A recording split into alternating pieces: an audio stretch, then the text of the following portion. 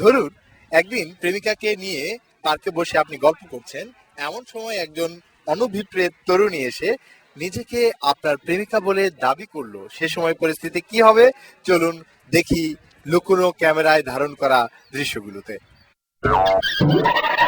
এসে গেছি।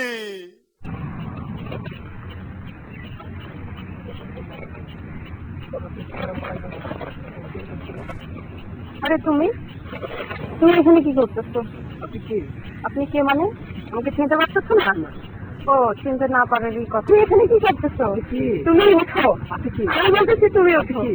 ওকে, ওকে তুমি এখানে কি করতেছো? আপনি কি? আমি বলতেছি তুমি। আমি কে? আমাকে চিনো না? আগে কি নিছো? আমি বুঝতে পারতেছি, আমার ফোন রিসিভ করো না কেন? ফোন করেন। হ্যাঁ, ফোন করেন। ফোন করেন। হ্যাঁ। নতুন করে কি ফোন করবো? আপনি তো রিসিভ করো না। কি? তুমি তো চিনতে চাইছো। আরে বাবা আপনি কি? আমি তো কি? আমাকে চিনতেছো না? অসম্ভব। চিনতে পারবা? আপনি কি? ওকে, ওকে মানে তুমি। আপনি কি? আমি বলতেছি তুমি আপনি কে? আপনি কে? আপনি কি? আমি কি ছিল? চিনো না? না আপনি কি? ওকে, আমাকে আমি। ও, তোমার তাহলে এটা অভ্যাস যে আজকে আমার সাথে প্রেম করা, কালকে ওর সঙ্গে, পরশুদিন আরেকজনের সঙ্গে। আপনি কি? আমাকে চিনতেছো না? না, আমি ভুল করতেছি না। সত্যি আপনি কথা বলেন না, মনে খারাপই এটা। আপনি কি? ঠিক আছে, আপনাকে আমি তো ভালো করে জানি। ভালো করে জানেন আপনি কি কি ওর দেখে দেখে করে? আপনি কি? আপনি উঠেন। আপনি কি? আমি বলতেছি উঠেন। আপনি কি? আপনি উঠেন। আপনি কি? তুমি উঠে আসো। আপনি কি? তুমি উঠে আসো। আপনি কি? আমার কাছে তুমি আসো।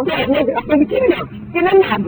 না চেনেন না? আপনি কি? চেনেন না তুমি? না তুমি উঠে আসো। আমি আপনাকে চিনি না। আপনি কি?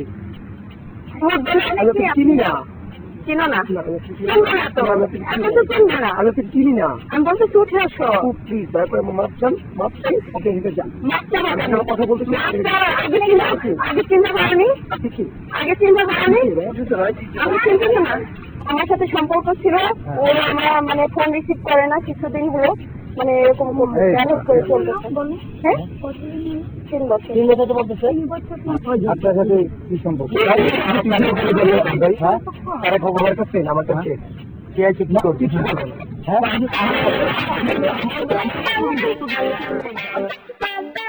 আসানো হয়ে গেছে, আমরা দুঃখিত। তো তো আপনি আজকে আমাদের ফাইসে কিছু সেগমেন্টের হিরো, তো আপনাকে অসংখ্য ধন্যবাদ।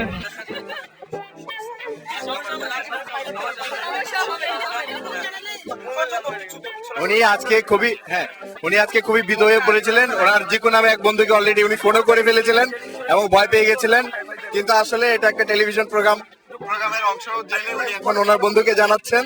আমাদের লোপানের পক্ষ থেকে ওনাকে অভিনন্দন জানাচ্ছি। উনি বোধহয় লজ্জায় বিব্রত হয়ে খুবই একটা অস্বস্তিকর পরিবেশে পড়ে গেছেন। এবং প্রিয় দর্শক, সচরাচর হওয়ার কথা নয়, প্রিয় দর্শক আপনারাও সতর্ক থাকুন, যে কোনো মুহূর্তে আপনিও ফাঁসে যেতে পারেন আমাদের ফাঁসে গেছি সেগমেন্টের মাধ্যমে।